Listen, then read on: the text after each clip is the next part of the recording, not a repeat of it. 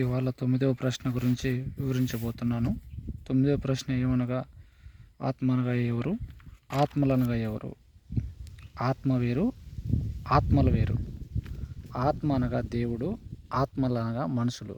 ఎప్పుడు మనుషులు ఆత్మగా మారతారంటే, దేవుని ధవల సింహాసనం నందు తీర్పు పొంది చిరచ్ఛేదనము చేయబడి మృతులైన వారు గనుక వారు జీవగ్రంథం మందు రాయబడి ఉంటున్నది. జీవగ్రంథం అనగా బైబుల్ కాదు, జీవగ్రంథం అనగా ఆత్మ.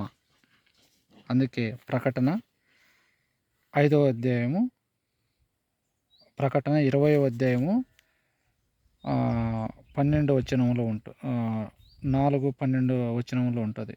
24 యేసు విషయమై తామిచ్చు సాక్ష్యము నిమిత్తమై దేవుని వాక్యము నిమిత్తము శిరచ్ఛేదనము చేయబడిన ఆత్మలు సూచితిని. అవును, ఆత్మలు అనగా మనుషులు, అంటే వాళ్ళు మృతులై ఉంటున్నారు. వారి పేర్లు జీవగ్రంథం అందు రాయబడి ఉంటున్నాయి. వారు ఎవరు అనేది ఆ దేవునికి మాత్రమే తెలుసు. వారికి తెలియదు కనుక చెవికల ఆత్మని గ్రహించును గాక. ఆత్మ అంటే ఎవరు? వాస్తవానికి ఒక్క శరీరం ఒక్క ఆత్మ అని ఎఫెసీ 4:4. శరీరం ఒక్కటే, ఆత్మయే ఒక్కడే. అనగా ఆ శరీరంలో ఆత్మ ఉంటుంది. ఆయన మరణించినాక ఆత్మస్వరూపిగా మారతాడనమాట. ఆయనే దేవుడు, యెహోవా దేవుడు. ఆయనే శరీరధారిగా ఈ లోకముకు వచ్చిన ఆయనే యేసుక్రీస్తు అనమాట. ఆత్మ దేవుడు ఒక్కడే, ఆత్మయు ఆయనే. పరిశుద్ధాత్మ పరలోకమందున్నాడు. నాలో ఉన్నటువంటి ప్రాణము లేదా జీవము లేదా స్పిరిట్, ఇంగ్లీష్లో స్పిరిట్ అంటారు. పరిశుద్ధాత్మ దేవుడు త్రిత్వము అనగా ముగ్గురు అని, తండ్రి, కుమారుడు, పరిశుద్ధాత్మ. వీరి శరీరాలు వేరు వేరు ముగ్గురు, కానీ ఆత్మ ఒక్కడే. అనగా నా తండ్రి మరణించినాడు, నా కుమారుడు యేసుక్రీస్తుగా ఈ లోకంలో 28వ తారీఖున 10వ నెల 2019 జన్మించినాడు. కేవలం 3 రోజులు ఉన్నాడు, మరణించుంటున్నాడు. ఆయనే పరిశుద్ధాత్మత యేసుక్రీస్తుగా ఈ లోకంలోకి వచ్చినాడు. ఆయనే మెస్సీయ. అంతకంటే ముందు నా తండ్రి మరణించుంటున్నాడు. ఆయన వచ్చి నేను ఈ లోకంలో మరణించుండగా నా శరీరానికి బదులు తన ప్రాణంనిచ్చి పాతి పెట్టబడినాడు. తిరిగి రెండోసారి రానంటున్నాడు. అది క్రీస్తు యొక్క రెండో రాకట. పరలోకము అనగా ఏముంటుంది? పరలోకం అనగా పరలోకము శూన్యంగా ఉంటుంది అనమాట. అది మనిషికి తెలియదు అది, ఎందుకంటే భూమి మీద నుంచి చూస్తాడు కనుక తెలియదు. దేవుడు శూన్యం నుంచి సూర్యుడు, చంద్రుడు, భూమి, ఆకాశమును ఈ సృష్టిని ఏర్పాటు చేసినాడు. ఆయన గొప్పతనం అదే అనమాట. పరలోకం ముందు ఒక్క ఆత్మ ఉంటుంది, అక్కడ శూన్యముగా ఉంటుంది. ఇది కేవలం దేవుని ఆత్మ, మనుషులకు తెలియదు. కేవలం దేవుని ఆత్మకు మాత్రమే ఈ సృష్టి యొక్క మర్మము, సృష్టి యొక్క గొప్పతనము, మహత్యము అన్నీ తెలుస్తాయి అన్నమాట. మనిషి మరణం తర్వాత ఆత్మగా మారతాడనమాట. నా కుమారుడు మరణించుంటున్నాడు, ఆయనే నాలో ఉన్నాడు. నా శరీరం నిష్ప్రయోజనము, నాలో ఉన్నటువంటి ప్రాణమే ఆత్మ అని నేను ఆయన దేవుడని వివరిస్తున్నాను అనమాట. యుగ యుగములు తరతరములు నిత్యజీవము గల దేవుడు ఆయన. అవును, నిత్యజీవములు అనగా శరీరానికి మరణం ఉంది కానీ ఆత్మకు మరణం. యుగ యుగములు తరతరములు నిత్యజీవం అనగా ఈ లోకములో శరీరానికి కొంత ఏజ్ లిమిట్ ఉంటుంది. 100 సంవత్సరాల, 60 సంవత్సరాల, 70 సంవత్సరాల, కొద్ది సంవత్సరాలు అనేది ఉంటుంది. కానీ ఆత్మకు మరణం లేదు. యుగ యుగములు. ఉదాహరణకు ఈ భూమి మీద ఉన్ని సంవత్సరములు సూర్యుడు, చంద్రుడు యుగ యుగములు వెలుగునిస్తుంటాడు. అది దేవుని యొక్క కృప వల్లనే జరుగుతున్నది. ఎందుకంటే సూర్య నక్షత్రములు పవిత్ర కావు, దేవుని ఆత్మే పవిత్రమైనదని ధర్మశాస్త్రం చెబుతుంటున్నది. అట్టగా దేవుడు దర్శనం ద్వారా చాలా దర్శనాలు రోజువారీ క్రమంలో గత 5 సంవత్సరాల నుంచి చెప్తున్నాడు. దేవుడు జీవం గల దేవుడు అనగా నాలో ఉన్న ప్రాణమే నాతో మాట్లాడుతుంది అనమాట. ఏరో కాదు, నాలో ఉన్నటువంటి ఆత్మే నాతో మాట్లాడుతుంది దర్శనం రూపంగా. ఇన్ని రోజులు భూమి మీద దేవునికి సన్నిధి లేదంట, అంటే ఇండ్లు లేదనమాట. ఆయన అంటున్నాడు నాతో దర్శనం ముందు, నేను ఆయన సన్నిధి, ఇన్నాళ్ళు నేనే ఆయన సన్నిధి అంట. నా ప్రాణము నాతో మాట్లాడుతున్నది. ఏమని? నాలో ఉన్నటువంటి జీవాత్మ దర్శన రూపంలో మాట్లాడుతుంది. ఇన్ని రోజులు భూమి మీద సన్నిధి లేదంట, అంటే ఇండ్లు లేదంట ఆ మెస్సీయాకు. ఆయన ఇప్పుడు సన్నిధి ఉన్నది, ఇప్పుడు ఇండ్లు ఉన్నది భూమి మీద అని సెలవిచ్చుచున్నాడు. భూమి మీద నిర్మింపబడిన కొన్ని కార్యములు జరిగించవలసింది, తిరిగి రానంటున్నాడు కనుక చెవిగల ఆత్మ ఇన్ని గ్రహించును గాక. ఆత్మలు భూమి మీద మరణించి జీవిస్తున్నవారు ధవల సింహాసనం నందు శిరచ్ఛేదనం చేయబడినటువంటి ఆ ఆత్మలు అనమాట. అది ధవల సింహాసనం అనగా పరలోకమందు ఉంటున్నది ధవల సింహాసనం. అక్కడ అక్కడ వారు ఆయా భాషలు మాట్లాడేవారు జీవగ్రంథం నింపినప్పుడు ఆయా భాషలు ఆయా జాతి నుండి వారు ఆయా జాతులు అంటే ఆయా జాతి అంటే వివిధ జాతులు ఉన్నాయి కదా. యాకోబు నుండి 12 గోత్రం విడిపోయి వారి నుంచి వివిధ జాతులు, కులాలు, మతాలుగా వెళ్ళింటున్నాయి కనుక వారందరూ అక్కడ ప్రత్యక్షం కావాలన్నమాట ధవల సింహాసనం అన్నందు. ప్రకటన గ్రంథం 5:10 గ్రంథం తీసినప్పుడు దాని ముద్రలు విప్పినప్పుడు యోగ్యుడవు నీవు వధింపబడిన వారిపై నీ రక్తము చెంది. అవును, నేను మరణించుంటున్నానని ఈ విషయానికి అనమాట. నేను వధింపబడిన గొర్రె పిల్లను అనమాట. ఎందుకంటే అది ఆత్మకు మాత్రం తెలుసు, శరీరాలకు తెలియదు కనుక.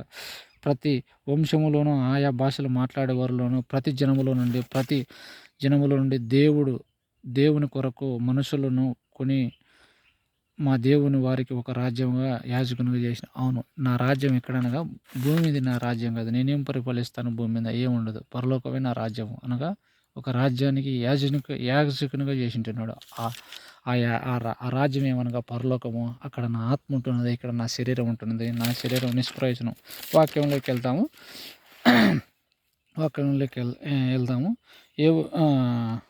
ఏబు గ్రంథము 12 అధ్యాయము 10 వచనము. జీవరాశుల ప్రాణములు మనుషులందరి ఆత్మలు ఆయన వశమునున్నాయి. అవును, భూమి మీద ఉన్నటువంటి ప్రతి జీవరాశి ప్రాణము, ప్రతి మనిషి ప్రాణము ఆయన వశం ఉన్నాయని గ్రహించాలి మనిషి. గల్తీయులకు రాసిన పత్రిక 5:8 ఏలైనగా తన శరీర ఇచ్చలను బట్టి విత్తువాడు తన శరీరము నుండి క్షయము అను పంట కోయును, ఆత్మను బట్టి ఇత్తువాడు ఆత్మను నిత్య జీవను పొందును. అవును, శరీరమును బట్టి అంటే నేత్రాశ, జీవము, డమ్మము, ఈ లోకంలో ఉన్నటువంటి ఆశలన్నీ శరీర ఆశలు అన్నమాట. డబ్బు, బంగారు, ఆస్తి, అంతస్తు, ఐశ్వర్యము ఇవన్నీ కలిపితే శరీరాశ అనమాట.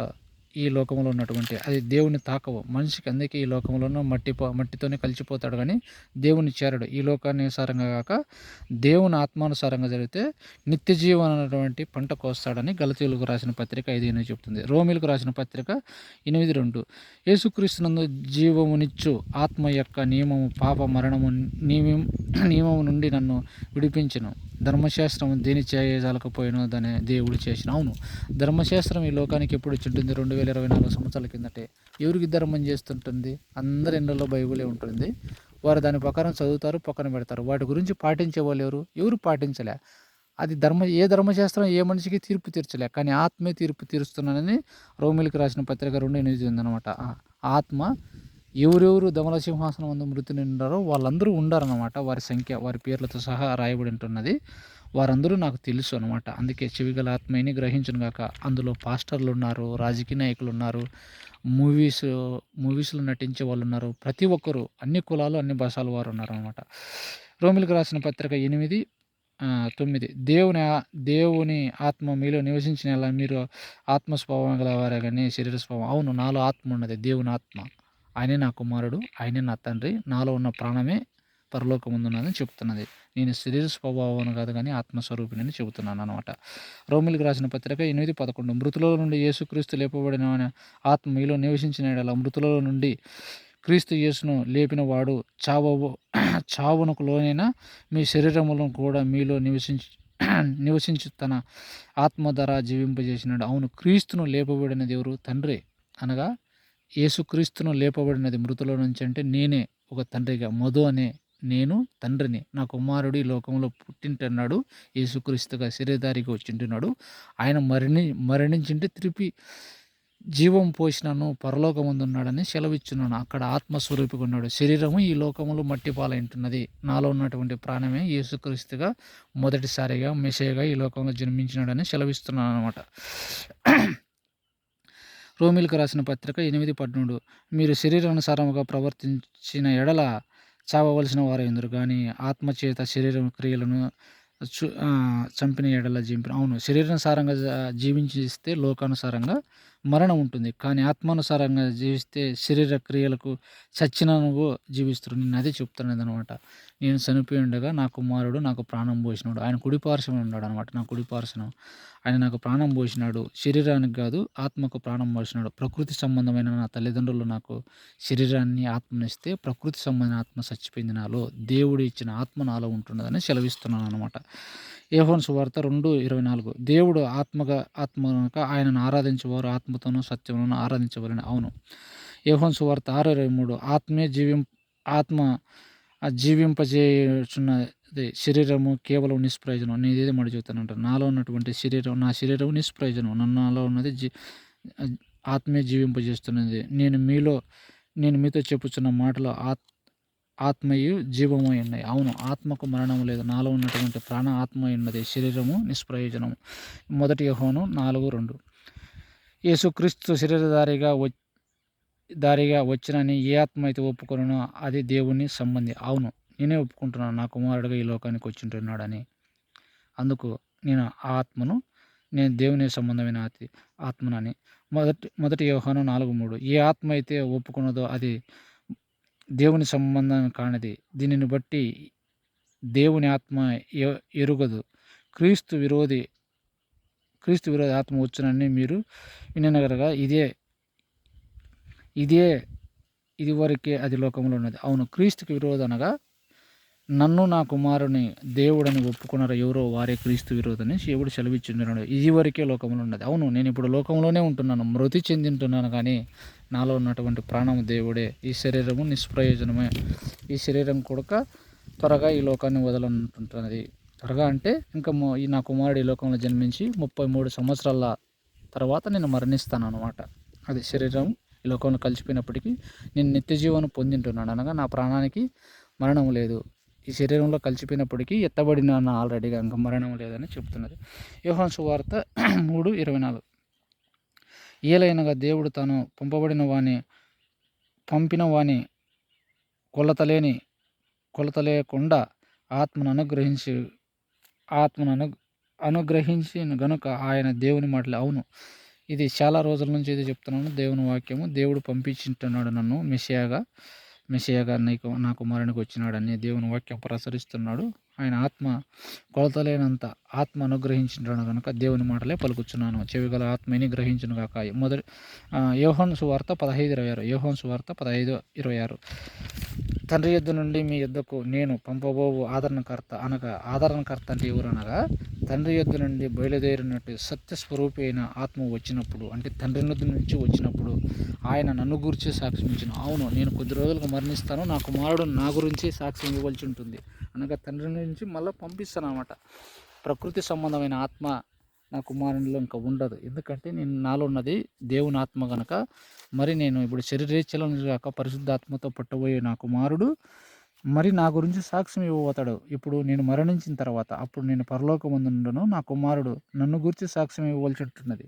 అప్పుడు ఆయన కొద్ది ఆయన మాట్లాడాడు, కానీ అదే యోహాను 16:13 ఆయన సత్వస్వరూపి అయిన ఆత్మ వచ్చినప్పుడు ఆయన తనంతట తానేమీ బోధింపక వేటి వినునో వాటినే బోధించును. అవును, ఆయన నా కుమారుడు తనంతకు తను ఏది బోధించలేడు. నేను ఆల్రెడీగా ఈ లోకానికి రాకమునిపే గత 5 సంవత్సరాలుగా ఆత్మ జీవగ్రంథంలో రాయబడి ఉంటున్నది. ఆయన ఈ లోకంలో ఏమి చేయలేను, ఎట్లా ఆయన విధానము, పుట్టుక, ఏ విధమైనటువంటి క్రియలు చేయలే, ఆయన ఏ విధంగా జీవించాలని రాయంటున్నది. ఆయన ప్రవచించినది కానీ ఆయన కొద్ది ఆయన ఏమి ప్రవచించలేడు. ఎందుకంటే నేనే సమస్తము చూసుకునేవాను. అప్పుడు నేను ఈ లోకంలో ఉండను, ఈ లోకం వదిలింటాను, అనగా శరీరం ఈ లోకం వదిలింటుందని అర్థం అన్నమాట. ఆయన నన్ను గురించి సాక్ష్యం ఇచ్చిన ఎవరు, నా కుమారుడు. యోహాను సువార్త 16:13 ఆయన సత్యస్వరూపిన ఆత్మ వచ్చినప్పుడు ఆయన తనంతట తానేమీ బోధింపక వేటిని వినునో వాటినే బోధించ. నా కుమారుడు తనంతా తాను ఏది బోధించలేడు, నేను ఆ రోజు ఏది చెప్తే అది బోధించాల్సి ఉంటుంది అనమాట. మత్తయి సువార్త 12:31 నేను మీతో చెప్పినది ఏమనగా మనుషులు చేయు ప్రతి పాపమునకు దూషణము వారి క్షమింపబడును, కానీ ఆత్మ విషయమై దూషణ పాపం క్షమింపరానిది. నేను ఆత్మను గనక నన్ను దూషించే వారికి పాప క్షమాపణ లేదు. మనుషులు ఒకవేళ తప్పు చేసింటే దూషణం చేయబడింటే క్షమాపణ ఉంది. ఆత్మ విషయమై అంటే నా విషయమై ఎవరైనా దూషణ పాప క్షమాపణ లేదు అని దేవుడు సెలవిస్తున్నాడు. మత్తయి సువార్త 10:28 ఆత్మను చంపనేరక దేహముని చంపు వారికి భయపడకూడదు. అవును, నాకైతే మరణం లేదు. అందుకు నేను ఎప్పుడైనా నాకు దేవుడు నాలో జన్మించినాక, అనగా ప్రకృతి సంబంధమైన ఆత్మ మరణించినాక పునరుత్థానం జయించిన తర్వాత నాకు మరణం అంటే భయమే లేదు. ఆత్మదేహమును కూడా నరకములో నశింపజేయవానికి మిక్కిలి భయపడవాలి, అనగా దేవునికి భయపడాలి కానీ లోకులకు భయపడద్దని. యోబు గ్రంథము 12:10 జీవరాశులు గల ప్రాణము మనుషులందరికీ ఆత్మలు. అవును, జీవం గల ప్రాణము గల ప్రతి మనుషులందరికీ మనుషులందరూ ఆత్మలు దేవుని వశమున ఉన్నాయని దేవుడు సెలవిస్తున్నాడు. హెబ్రీయులకు రాసిన పత్రిక 1:14 మొదటి యోహాను 4:1 అనేకమైన అబద్ధ ప్రవక్తలు లోకములోకి బయలుదేరి వెళ్ళినారు కనుక ప్రతి ఆత్మను నమ్మక ఆయా ఆత్మలు దేవుని సంబంధమైనవి కావో పరీక్షించుడి. అవునమాట. ఈరోజు పాస్టర్లు వాళ్ళకి ఇష్టం వచ్చినట్టు వాళ్ళు బోధిస్తున్నారు. వారు కూడా తీర్పులో ఉన్నారు చాలామంది. వాళ్ళు కూడా శిక్షణ భరించాల్సి ఉంటుందని కనుక వాళ్ళు లోకానుసారంతో జీవిస్తున్నారు కనుక క్రీస్తు యొక్క రెండు రాకటంలో వాళ్ళు అబద్ధ బోధకులై ఉంటున్నారని దేవుడే తన స్వయాన నేనే యెహోవానని నేను ఒప్పుకుంటున్నాను, వారు నన్ను ఒప్పుకోలేదు కనుక వాళ్ళు క్రీస్తు విరోధులు కనుక వారికి రావాల్సిన శిక్ష పరలోకం ఉంటున్నది. త్వరలో వారికి తీర్పు తీర్చబోతున్నాడు దేవుడు. మత్తయి సువార్త 10:20 మీ తండ్రి ఆత్మ మీలో ఉన్న మాటలాడుచున్నాడో కానీ మాటలాడువారు కారు. అవును, నాలో ఉన్నటువంటి ప్రాణం అంటే నా తండ్రి అంటే మరణించుంటున్నాడు, నా కుమారుడు మరణించుంటున్నాడు, నేను మరణించుంటున్నాను అనగా 3 శరీరం ఒక్కటే, ఆయన త్రిత్వం అయినాడు, పరలోకమందు ఉన్నాడని చెప్తున్నది. అపోస్తుల కార్యం 2:17 అంత్య దినములందు నేను మనుషుల మీదకి నా ఆత్మను కుమ్మరింపును, మీ కుమారులు కుమార్తెలు ప్రవచించి దర్శనములు కలుగజేయను. అవును, అంత్యదినం అనగా చనిపోయే ముందర అని. అంత్యదినం అంటే దగ్గరగా, అంటే నేను ఈ లోకమును వదిలే ముందు అంత్యదినములని దగ్గర అనగా. అలాగనే అంత్యదినం అనగా ప్రకృతి సంబంధమైన ఆత్మ, అంటే మా అమ్మ మా నాన్న ఇచ్చిన ప్రాణం పోయింది కనుక అంత్యదినం, అది కూడా అంత్యదినం అన్నమాట. ఇప్పుడు నేను పునరుత్థానం జయించినాను కనుక ఆత్మస్వరూపుని కనుక దర్శనాల ద్వారా దేవుని తన మర్మములు ఈ లోకంలో బయలుపరుస్తున్నాడు అనమాట. అపోస్తుల కార్యం 2:27 నీవు నా ఆత్మను పాతాళంలో విడిచిపెట్టవు, నీ పరిశుద్ధ మొక్కులు పట్టనీవు. అవును, ఇది చాలా చాలా మర్మమైన విషయము. అది కీర్తనలు 16 అధ్యాయం 9, 10, 11 ఉంటుంది. నా ఆత్మ అనే కాడ 1 అనే నంబర్ ఉంటుంది. ఫుట్ నోట్లో 1 అంటే మహిమ అనగా అనమాట. మహిమ అంటే ఆత్మ అని అనమాట. చాలాసార్లు చెప్పినాను ఆత్మ అంటే.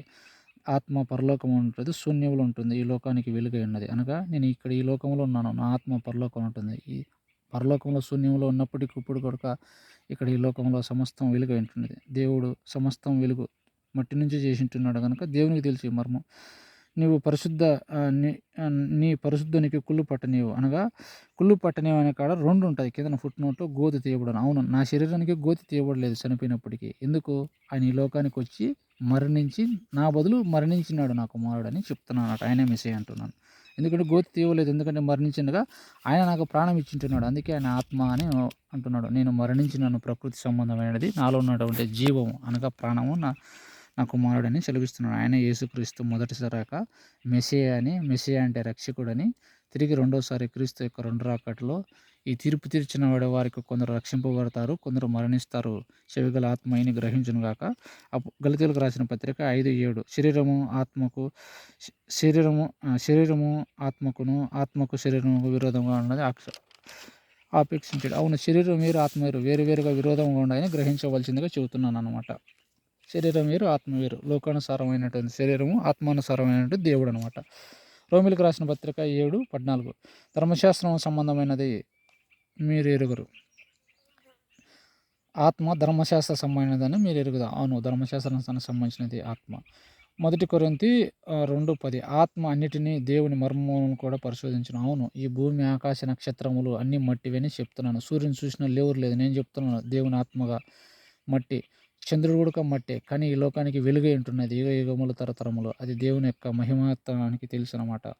ఈ మర్మములు ఆల్రెడీగా నేను ఈ 7 గ్రహాల గురించి ప్రకటన 1:20 అధ్యాయం అంటే నా కుడి చేతిలో ఉన్నట్టు 7 మర్మములు ఈ సృష్టికి గత 5 సంవత్సరాలుగా వివరించుంటున్నాను. చెవిగల ఆత్మని గ్రహించును గాక.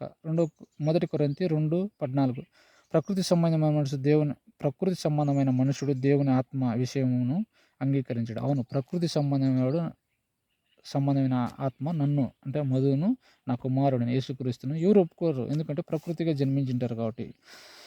అవి అతనికి వెర్రితనముగా ఉన్నవి. నేను మాట్లాడుతున్న ప్రతి మాట వెర్రిగానే ఉన్నాయి ఈ లోకానికి, అది దేవునికి అప్పచెబుతున్నాను. అవి ఆత్మ స్వభావం చేయగానే వివేచింపదగినవి కనుక అతడు వాటిని గ్రహింపజాలడు. అవును, ఈ విషయాన్ని దేవునికి ఒప్పచెప్పుకుంటున్నాను. ప్రకృతి సంబంధించిన ఆత్మ మనుషులు, దేవుని ఆత్మ నాలో ఉంటుంది కాబట్టి నేను వెర్రితనముగా ఉంటున్నాను ఈ లోకానికి. కొరింథీయులకు కూడా ఉంటుంది పరలోక జ్ఞానం భూలోకంలో వెర్రితనంగా ఉండదని. అవును, వాస్తవమే. నేను కూడా నిందలు పడుతున్నాను అదే విషయంలో. 2 కొరింథీ 3:6 క్రొత్త నిబంధన అనగా ఏంటి? కొత్త నిబంధన. పాత నిబంధన, కొత్త నిబంధన అంటే క్రొత్త నిబంధన అంటే కొత్త ఆజ్ఞ. అదేమంటే అక్షరమునకు కాదు కానీ ఆత్మకి పరిచారకుడు ఒకడును. అవును, నేను అక్షరానికి కాదు, ధర్మశాస్త్రానికి నేను పరిచారకుని కాదు, ఆత్మకి అనగా నా మనస్సాక్షికి తెలుసు పరలోకంలో ఉందా, ఇక్కడుందా, నేను అబద్ధం మాట్లాడుతున్నానా, నిజం మాట్లాడుతున్నానా, నేను దేవుడున్నా కాదన్నది ఆ దేవునికి తెలుసు, నాకు తెలుసు. ఆయన చెప్పింటే నేను లేదనే నేను చేసే పని వేరు. ఆయన ప్రవచించమంటే నేను ఇన్ని సంవత్సరాలుగా, ఇన్ని కష్టకాలంలో కూడా దాదాపు 5 సంవత్సరాలుగా ప్రవచిస్తున్నాను ధర్మశాస్త్రమును. అది ఉచితంగా వచ్చినటువంటి కృప అనగా రక్షణ అనగా మరణించి తిరిగి లేచినానని చెప్తున్నాను ఈ లోకానికి. రక్షణ అంటే మరణించి తిరిగి లేచిన, పునరుత్థానం జయించినటువంటి అది రక్షణ ఊరకనే వచ్చినది, ఊరకనే ప్రవచిస్తున్నాను ధర్మశాస్త్రం అనమాట. 1 పేతురు 4:6 మృతుల శరీర విషయంలోనూ మానవరీత్యా తీర్పు పొందినట్లుగా ఆత్మ విషయంలోనూ దేవుని బట్టి జీవించున్నట్లుగా వారిని కూడా సువార్త ప్రకటించిన. అవును, మృతులు కూడా సువార్త ప్రకటిస్తున్నాను. ఆల్రెడీ మృతి చెందింటున్నారు, వాళ్ళ దైవ సింహాసనం ముందు కనబడుతున్నారు నాకు. 1 పేతురు 4:19 దేవుని చిత్తన ప్రకారము బాధింపబడేవారు సత్ప్రవర్తన గలవారై నమ్మకమైన సృష్టికర్తకు తమ ఆత్మను అప్పగించుకున్నారు. అవును, నేను సత్ప్రవర్తనతో దేవుని చిత్త ప్రకారం బాధింపబడుతున్నాను కనుక నా ఆత్మను దేవునికి అప్పచెప్తున్నాను. సృష్టికర్త నా ఆత్మే కనుక, సృష్టికర్త నాలో ఉన్న ప్రాణమే కనుక ఆయనే యెహోవా దేవుడు. సృష్టికర్త యేసుక్రీస్తే నాలో ఉన్న ప్రాణమే, ఆయన పరలోకం ముందున్నాడు కనుక సృష్టికర్త నా తండ్రి అనగా నాకు ప్రకృతి సంబంధమైన శరీరాన్ని ఇచ్చినటువంటి నా తండ్రి పరలోకం ముందున్నాడు. ముగ్గురు ఆత్మలు ఒకటే, మేము మరణించుంటున్నాము, శరీరాల వేరు ఆత్మ ఒకటిని సెలవిచ్చుతున్నాను. అదనమాట 8వ క్వశ్చన్కు. దేవా సమస్తం నీ చేతులకు అప్పచెప్పుకుంటున్నాను పరమ తండ్రి, ఆమెన్.